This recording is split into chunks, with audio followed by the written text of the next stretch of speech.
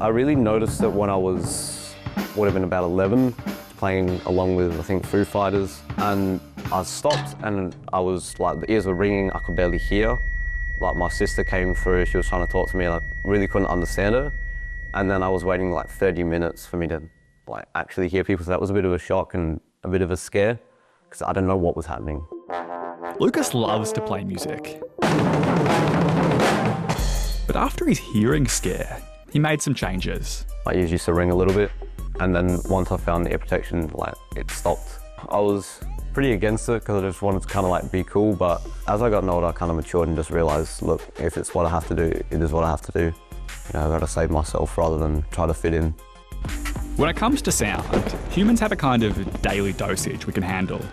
Take in enough of it for enough time, and you risk getting hearing damage. And it's not just from the drums. Quite a few things can put your hearing at risk. Really loud, noisy gigs, construction sites, work sites, listening to headphones at a really high volume. These are all things that can damage the hearing. This is Sarah, an audiologist at Melbourne Uni. She says that for a while, hearing damage was thought about mainly for those noises we'd like to block out. But these days, there's a big focus on how we listen to the sounds we actually like.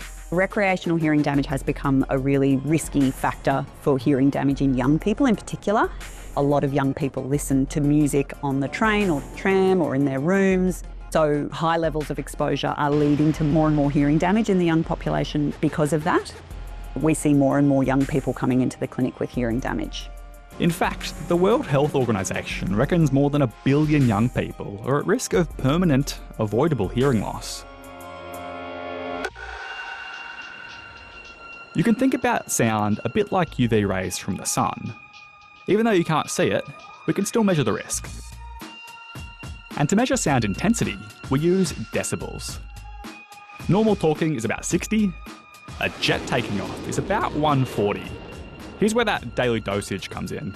We can safely be exposed to around 85 decibels for 8 hours a day. 85 is roughly as loud as a blender or heavy traffic. But every time that level goes up by 3, your safe listening time is halved. So with cranked up headphones or at loud gigs, the time can run out fast. By the time you reach 95 decibels, you can't listen for more than about half an hour before you start to damage your hearing.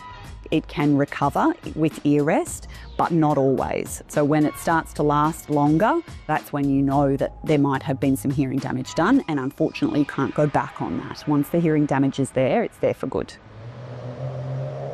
As a young child with no awareness, you don't for a second think whilst you're playing, hang on, this could be doing me permanent damage. This is Henry. He grew up playing the drums.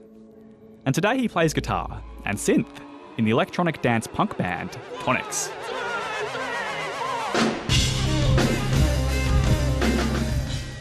When Henry was in year 10, he found out he had a condition called Tinitus.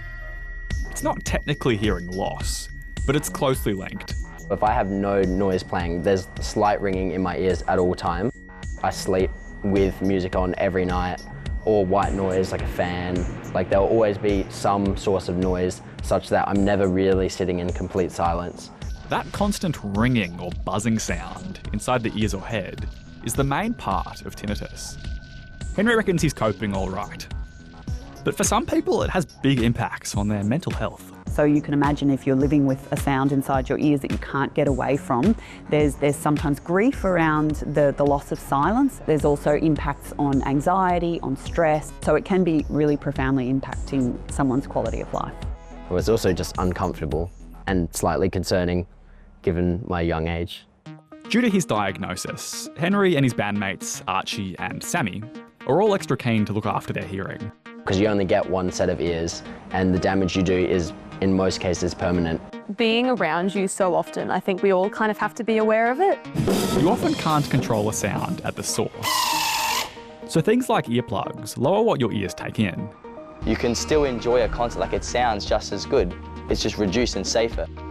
All the bands I know are often carrying around hearing protection or wearing it on stage, but I've met very few people who've come to our shows and had it. Some of them will be in pain, some of them will be suffering a lot more than they think they are, and most of them will be blissfully unaware.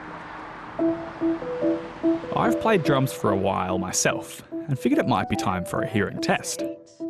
So the first thing we normally do is look in your ears. This is Laura, an audiologist at the Adelaide Tinitus Clinic. Beautiful. And we also ask if you've been exposed to loud noises recently, because that can cause a temporary change in hearing. She says about a third of people have had tinnitus at some point. For half of them, it doesn't go away.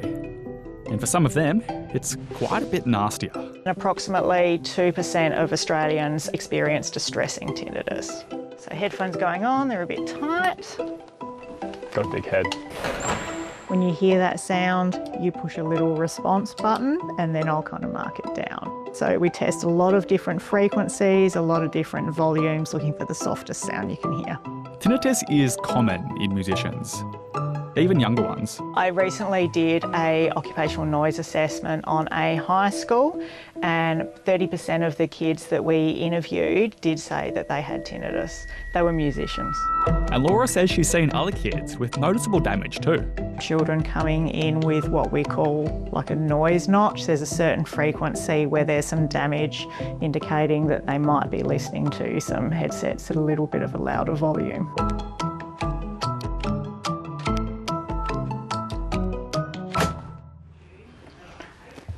Done. Your hearing's fine. Really? Yeah, it's hearing within normal limits at all the frequencies. So your left ear is slightly different, but nothing that warrants medical examination or anything like that. When I was in school, I lost my hearing for a bit. It turned out to be from an infection, but it was enough of a fright to make me start using hearing protection. But this is one of the challenges in preventing hearing damage. People often don't think about it until they've had a scare or actual harm. They can certainly damage themselves further, so it's great that they're wearing hearing protection now, but it's a lot of the younger ones who haven't got any hearing protection who are keeping their ears open to all of that sound exposure.